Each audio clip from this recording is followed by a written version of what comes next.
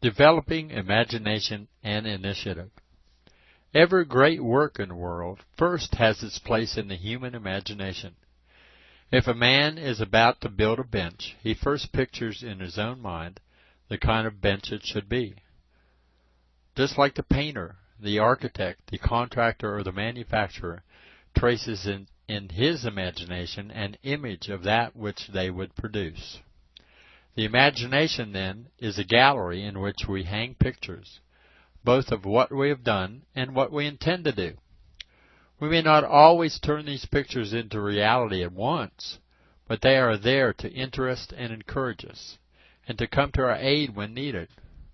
Upon one occasion, Webster used, in one of his speeches, an illustration that he had carried in his imagination for 15 years. Beecher, who was endowed with an unusually vivid imagination, placed his faculty first in importance in the making of a good preacher.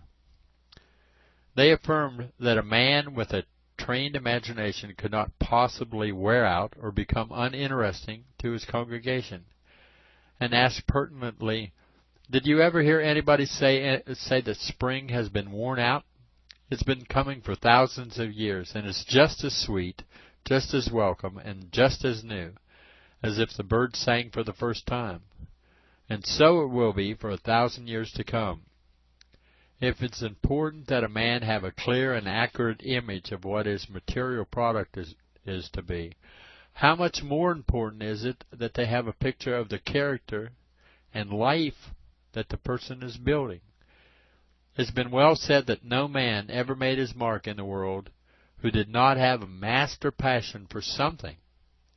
When a boy is scribbling a picture on paper, and an answer to your question tells you he doesn't know what it's going to be, you can feel sure it's not going to amount to much. When you ask a youth what line of work he intends to follow, and he replies that he has not yet made up his mind, you need to fear for his success. But what do you say to a man who at 30 or 40 or even 50 has not determined what his life's ambition is, to what ultimate goal he is working? The fact that less than 5% of men succeed can be attributed to this aimless, hit-or-miss way of living one's life. In the imagination, we find, again, much of the difference between the timid and the self-confident man.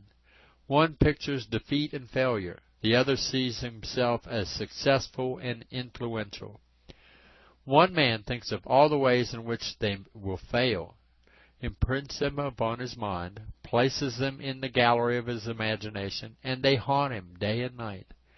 The other person thinks of the one way in which they will succeed, sketches himself a strong, noble, courageous character, places that picture before his mind's eye, delights in it by day, and dreams of it by night.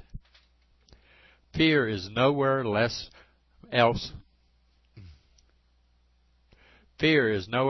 more destructive than in the imagination. It is often a greater enemy than the thing feared. We have all heard of the soldier, a prisoner, who's experimented on many years ago. He was blindfolded and then told he was bleeding to death, while merely water was trickling from his arm. When subsequently the authorities examined him, he was found to be dead, although he didn't have the slightest injury to his body. The fear had so completely possessed him that he believed he was actually bleeding to death. Fear can sometimes arise from overcaution, but frequently it's a result of selfishness. William James puts it in a strong, appealing way when he says, "The attitude of unhappiness is not only painful, it's mean and ugly. What can be more base and unworthy than the pining, mewling, grumpy mood, no matter by what outward ills it may have been caused? What is more injurious to others? We ought to scout it in ourselves and others, and never show it one speck of tolerance."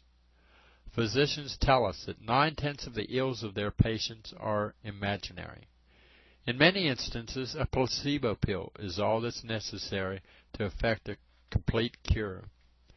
We all know persons who think themselves born under an unlucky star or pursued by some unhappy fate.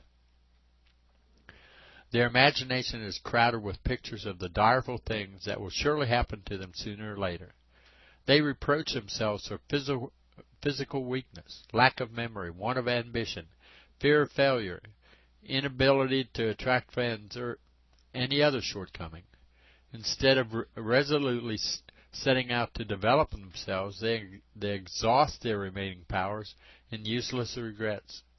They're like the people described in medical literature, utterly unable to initiate a single thing on their own behalf.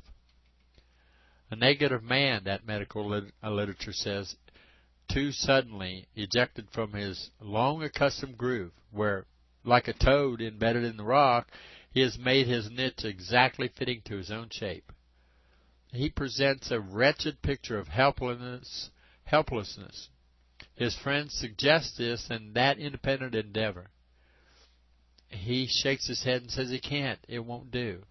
What he wants is a place where he's not obliged to depend upon himself, where he has to do a fixed amount of work for a fixed amount of salary, and where his spineless attitude may find a ready mold for his form, into which it may run without the necessity of forging shapes for itself. Many a man of respectable and intellectual power has gone down to ruin and died miserably because of his negativity, which made it impossible for him to break new ground or to work at anything whatsoever with the stimulus of hope only. He must be bolstered up by certainty, supported by the walls of his groove, or else he can do nothing. And if he can't get into his friendly groove, he lets himself drift into destruction. Negative people can never be depended on. Their very central quality is fluidity, which is a bad thing to rest on.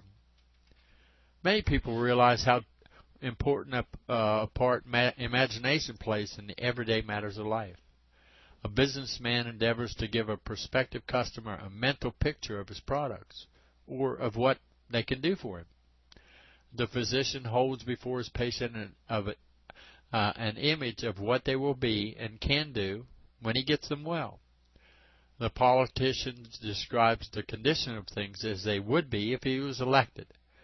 The public speaker illuminates and illustrates his subject chiefly by means of the imagination. So in every human activity, the order is first the mental picture, then the act.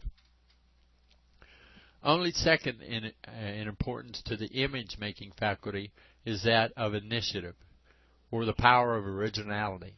Many business and professional men acknowledge that, had they known what difficulties awaited them, they could not have gone forward so hopefully. But they just couldn't bring themselves to turn back once they had put their hand to the plow. The story of almost every successful man would be a recital of uphill work at first, with many obstacles to be met and overcome, disappointments to be bravely borne, new resolutions of determination made at the beginning of each day. There are 1,000 imitators for every one person who can originate. A man who is constantly watching to see what others are doing in order to steal their thunder is not true to himself, nor developing his best faculties. Nothing could be more humbling to a person than the inner realization that they are a mere copycat, a make-believe.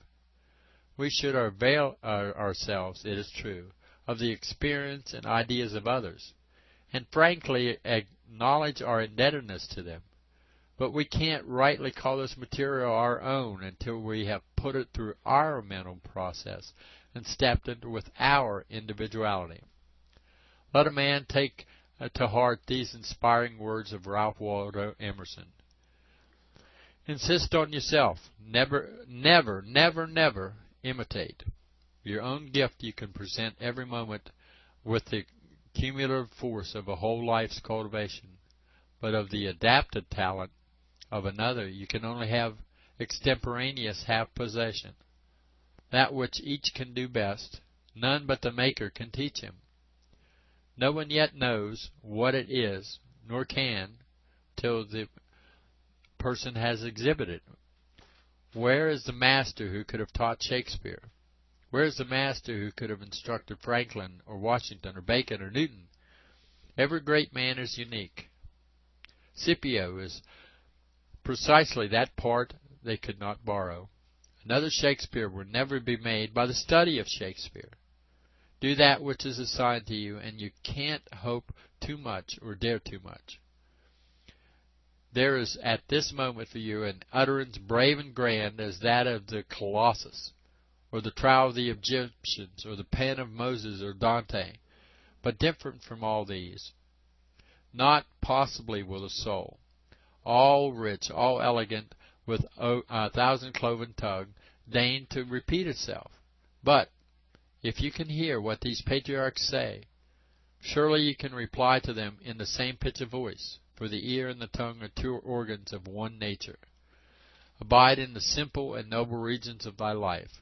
Obey thy heart, thou shalt reproduce the foreword again. When Shakespeare says, to thy own self be true, he indicates the way to originality. Let a person first place in the gallery of his imagination only such images as he would care to see materialized in his own life. Then let him go bravely forth, resolved to make these a living reality, and by full use of originality, initiative, and courage, win an enduring place among successful men.